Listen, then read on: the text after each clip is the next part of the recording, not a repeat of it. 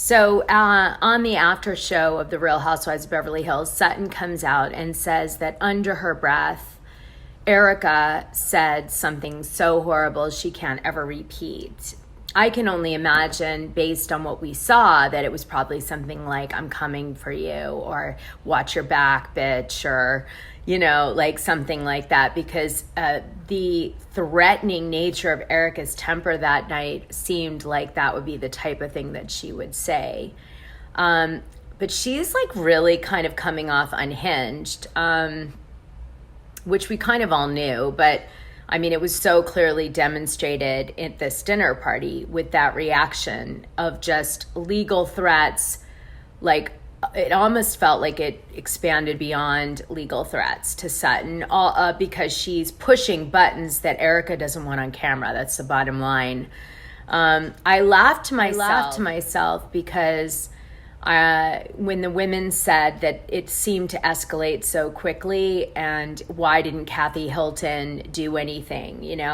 I want to just say, as a rookie on season 1, it was like game night for me. It's shocking. The women that have been on the show know how it works, and they come to expect these like crazy arguments. And I think the newcomers are always shocked and don't know how to react, because it's so absurd for people to be behaving this way in real life in Beverly Hills. And I think you forget you're on a TV show, because you're supposed to be on a reality show. But, the seasoned women know, oh, well, now, like Cathy next season will go, stop it, But she was new, so she wasn't expecting it. She wasn't ready for it. The good thing about her having that secret is if Erika doesn't play ball, then I guess Sutton could say what she said under her breath that was so horrible that like she wouldn't want to repeat it.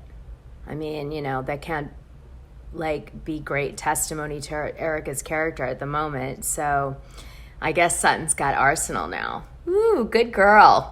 It was also clear that Sutton was really hurt that the ladies no one stood up for her and said, Erika, back off. They just stayed out of it. Anyway, just to say it, being that I've been through it, I would have thrown myself across the table. You know why? Because, I